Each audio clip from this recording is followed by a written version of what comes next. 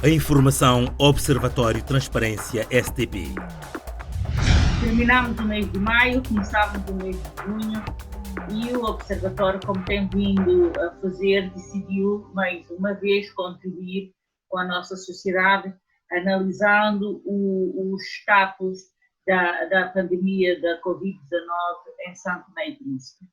Após uma análise dos dados e dos testes diários ou semanais ao longo do mês de junho e algumas publicações do Ministério da Saúde ao longo desse tempo, nós ficamos muito satisfeitos, congratulámos-nos com alguns elementos que foram colhidos, embora persistam um ou outro elemento ou alguns elementos que podiam ser melhorados.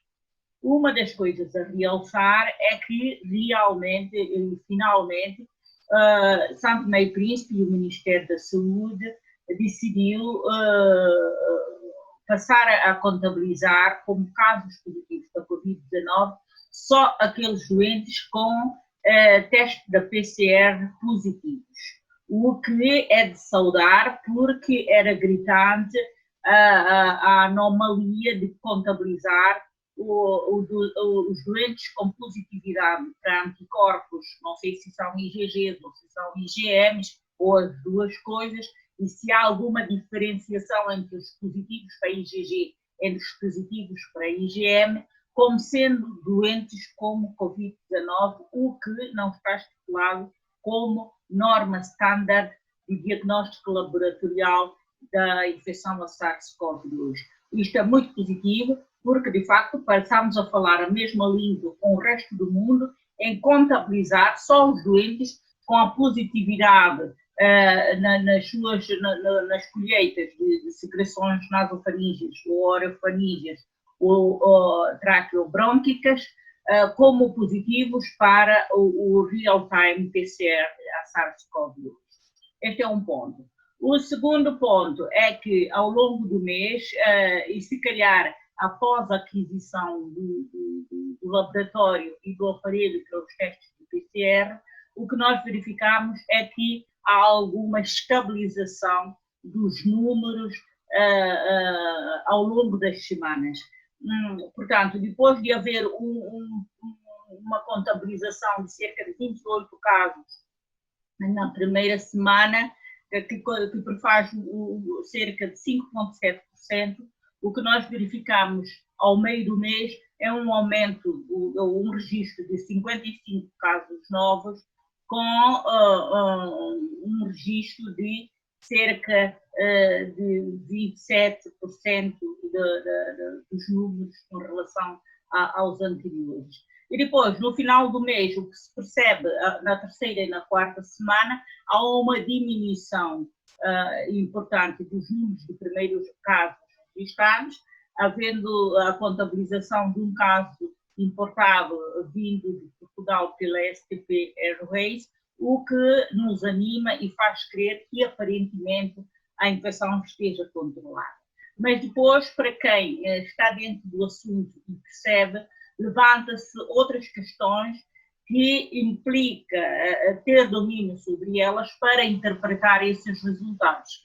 Nós não conseguimos saber qual é a acessibilidade e a elegibilidade dos doentes ao teste, porque é estranho que no meio de uma agudização da pandemia se faça tão poucos testes.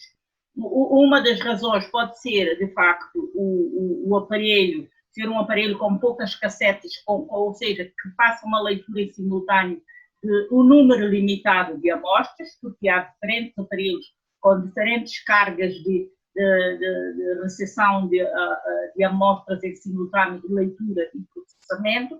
Outra leitura pode ser, de facto, que não haja um acesso regular e massivo aos testes. Não se consegue perceber quais são os critérios para eleger os doentes para os testes. Ou, de facto, toda a população de São Tomé e Príncipe passou a ser saudável e deixou de haver doentes com necessidade de colheita da amostra e realização dos testes. Isso tudo acrescido à situação de que não há um mapeamento territorial da situação da pandemia em diferentes distritos. Eu fico sem saber se eu no distrito de Alogrande tenho que ter mais cautela ou se no distrito de Cauê ou de Pagué eu posso estar mais à vontade ou intensificar os meus cuidados com relação à saúde da Covid-19 em Santo Tomé e Príncipe. Faltam esses pormenores para que nós tenhamos uma percepção, de facto, para já da acessibilidade da população e depois da leitura de como é que todo o país está em termos de pandemia. Isto, por sua vez, tem outra vantagem, que até o próprio governo daria uma margem de alteração de planos e de atitudes em diferentes locais com diferentes populações.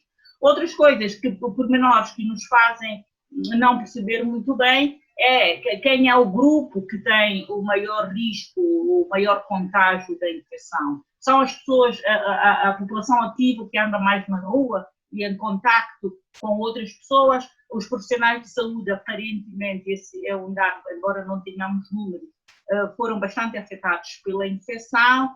São os trabalhadores de gabinete os que têm mais infecção, são as pessoas que andam lá nas roças a trabalhar e que se juntam que têm mais infecção, são os taxistas. Quais são os grupos, qual é a idade e como é que se pode contornar? Esses dados seriam úteis para a nossa gestão, a gestão quer da população, cada um, porque há pessoas minimamente elucidadas que, face a esses dados, tomariam as suas atitudes, e para o próprio Estado, para o próprio Ministério, também gerir melhor a pandemia e a retoma da economia.